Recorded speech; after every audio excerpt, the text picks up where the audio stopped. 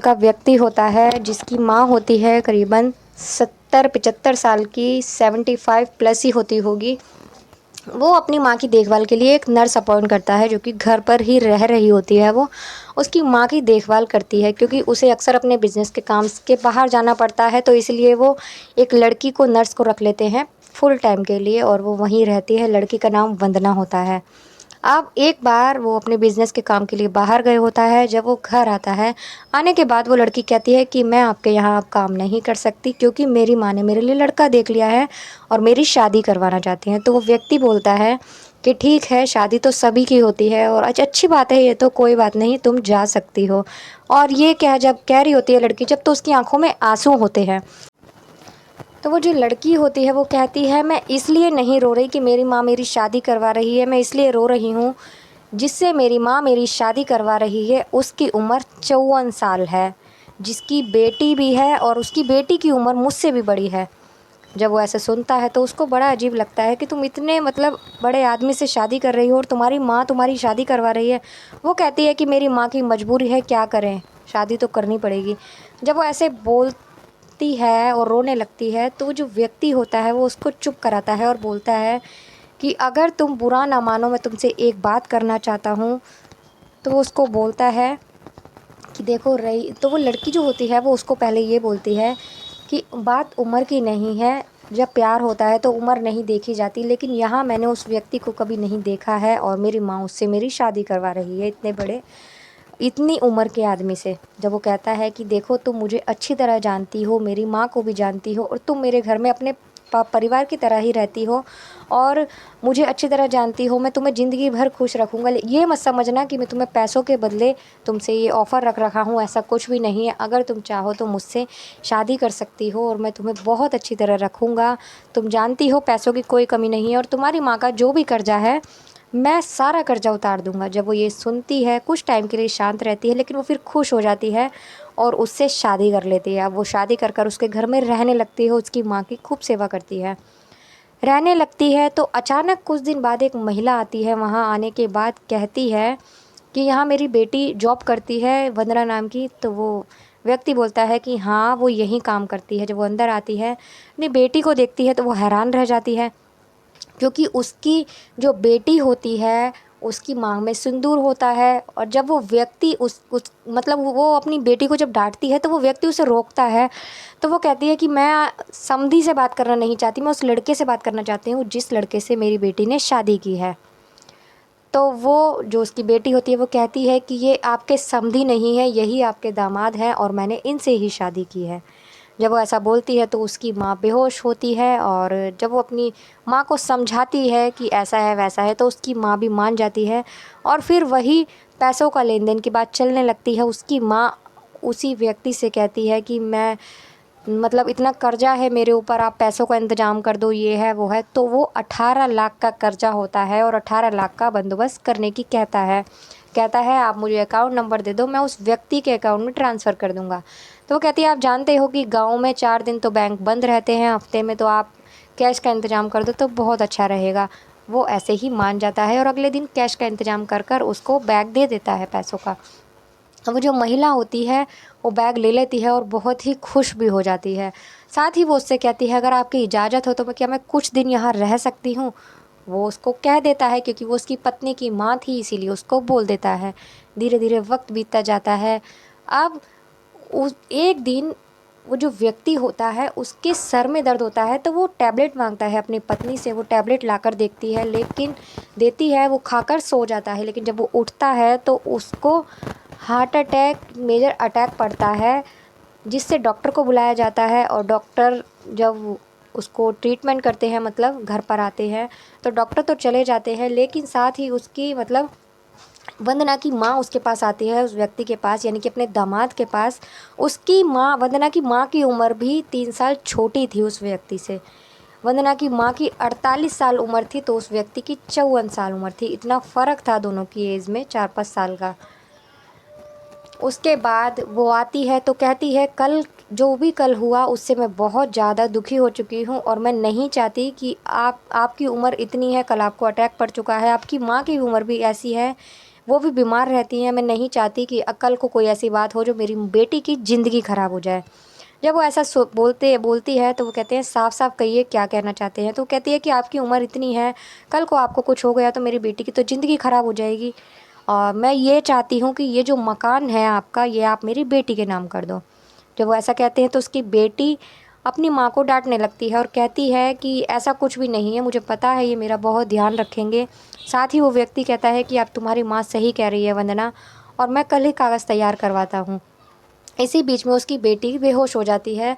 जब डॉक्टर को बुलाया जाता है तो पता लगता है वंदना प्रेग्नेंट है। जब प्रेगनेंसी की बात वो व्यक्ति सुनता है तो वो बहुत खुश हो जाता है कि मैं पिता बनने वाला हूँ। अब वो खुशी खुशी अपनी मतलब जो भी उसकी प्रॉपर्टी होती है, आधा हिस्सा अपनी पत्नी मतलब पत्नी के वो कर देता है। आधे आधे की हिस्सेदार मेरी पत्नी है, 50-50% का दोनों को वो कर देता है।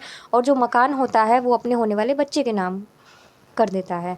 जब ऐसा होता है तो कागज़ उसकी माँ के हाथ में दे देता है और कहता है कि अब मैंने सब कुछ ऐसा कर दिया है, अब तो आपको कोई शिकायत नहीं है। उसकी माँ कहती है कि अब मुझे कोई शिकायत नहीं है और मैं अब यहाँ से चली जाऊँगी। ऐसा कहने के बाद दोस्तों कोई बात नहीं, वो भी दिन बीत जाता है। उसी दिन की बात होती है कि वो खुशी-खुशी अपनी उसकी माँ तो चली जाती है, खुशी-खुशी अब वो जो पति-पत्नी होते हैं आराम से सोते हैं, अपने आगे वाली ज़िंदगी के बारे में बात करते हैं, तो आपको बेटा चाहिए या बेटी चाहिए। दोनों ही बहुत खुश होते हैं, रात को सो जाते हैं। उठने के बाद जब उस व्यक्ति की आँख खुलती है तो उसकी पत्नी घर में नहीं होती। पूरे घर में छानता है, नहीं मिलती। साथ ही वो जब लॉकर देखता है तो ना ही घर में कैश होता और ना ही उसकी पत्नी होती। ज्वेलरी-वेलरी, ख़ानदानी गहने कुछ भी नहीं होता। वो समझ जाता है कि मेरी पत्नी घर से चली गई है और फिर वो कंप्लेंट लिखवाने के लिए पुलिस स्टेशन जाता है। पुलिस को सारी बात बताता है तो वहाँ के जो इंस्पेक्टर होते हैं वो उसको कहते हैं कि आपका क्या-क्या गायब हुआ है और क्या चोरी हुआ है। वो कहता है सबसे बड़ा उसने मेरा भरोसा तोड़ा है, यही चीज़ चुरा कर ले गई है, मेरी माँ का भरोसा तोड़ा है। हर चीज़ के लिए मैं उसे माफ़ कर सकता हूँ लेकिन अपना विश्वास तोड़ने के लिए मैं उसे कभी माफ़ नहीं कर सकता और आपको उसे ढूँढना ही पड़ेगा। कंप्लेंट लिखवा देता है, उसकी फ़ोटो दिखा देता है। अब उसके पास सबूत के तौर पर सिर्फ़ उसकी शादी की फ़ोटो थी और जब उसने उससे शादी की थी तो उसकी फ़ोटो खींचने वाले जब फ़ोटोग्राफ़र को बुलाया जाता है तो वो उस लड़की को जब देखता है तो कहता है मैम मैंने आपको कहीं देखा है। ये कहने के बाद में वंदना उस बात को टाल देती है और कहती है कि आप फ़ोटो खींचिए। जब उस व्यक्ति को याद आता है कि उस फ़ोटोग्राफ़र ने जब हमारी फ़ोटो खींची थी तो वो कह रहा था कि वंदना कि उसने पहले कहीं देखा है। वो सीधा उसके पास जाता है और उसको कहता है कि तुमने जब हमारी शादी की फ़ोटो खींची थी तो तुमने बताया था कि तुम पहले से वंदना को जानते हो। तो जो फ़ोटोग्राफ़र होता है वो उसे एक फ़ोटो और दिखाता है अपने लैपटॉप में जिससे कि वंदना की शादी किसी और व्यक्ति के साथ हुई थी और उसकी उम्र भी करीबन 50 साल के 50 प्लस ही थी। जब वो ये देखता है तो बड़ा शॉक हो जाता है वो आदमी और बोलता है कि यानी वो समझते देर नहीं लगती कि वो लड़की धोखेबाज है। अब उसे ये वो था कि उसका बच्चा उसके पेट में है, वो अपने बच्चे को खोना नहीं चाहता। अब वो कहता है उस व्यक्ति से मिलता है जिसकी वो फ़ोटो देखता है। मतलब पहले से ही उसके उस व्यक्ति के साथ भी धोखा कर चुकी थी, शादी कर चुकी थी उस व्यक्ति के साथ भी। अब उससे मिलता है तो वो व्यक्ति भी सारी बात बताता है। वो उसको कहता है कि कहाँ मिलेगी, क्या आपको आइडिया है?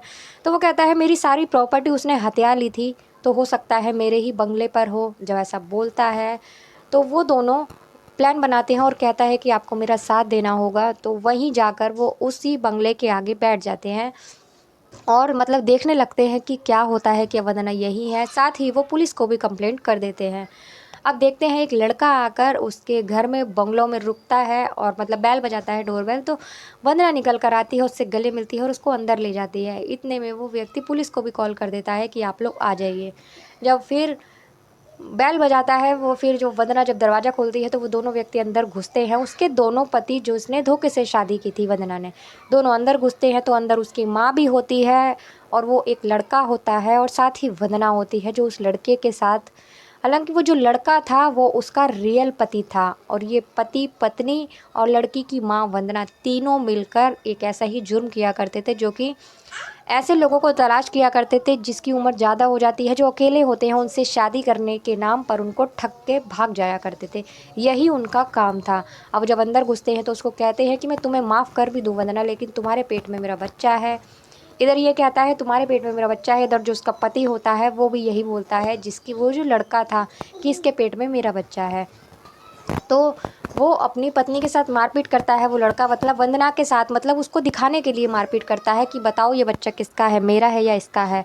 तुमने तो कहा था कि तुमने एक ही इंसान से शादी की है और ये तो दो दो आदमी खड़े हैं, तुमने इन दोनों से शादी की है। उसने अपने पति से भी झूठ बोला था कि मैंने एक ही मतलब इंसान को फंसाया है, हालांकि वो पता नहीं कितने लोगों को फंसा चुकी थी।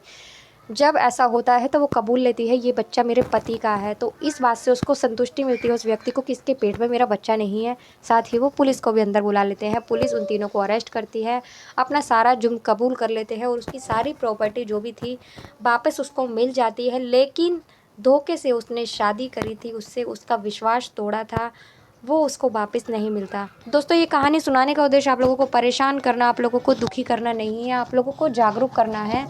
और ऐसे जुर्म, ऐसे क्राइम आजकल बहुत ज़्यादा होते हैं कि धोखे से शादी करना और शादी के नाम पर सब कुछ लूटकर वापस भाग जाना। इसमें एक माँ ने अपनी बेटी का साथ दिया था, एक बेटी ने अपनी माँ का साथ दिया था, साथ ही उस लड़की के पति ने भी उसका साथ दिया था। कैसे अपनी पत्नी की शादी किसी से करवा देता था और सिर्फ नाम के लिए ही नहीं, पत्नी की तरह रहा भी करती थी, सारे रिश्ते बनाती थी। उसके बाद उसको कोई डर नहीं था, सिर्फ पैसे के लिए वो ऐसा करती थी। तो दोस्तों मिलते हैं अगली किसी वीडियो में एक नई कहानी के साथ। तब तक के लिए नमस्कार। तब तक आप अपना और अपनों का ध्यान रखिए, सावधान रहिए, सतर्क रहिए।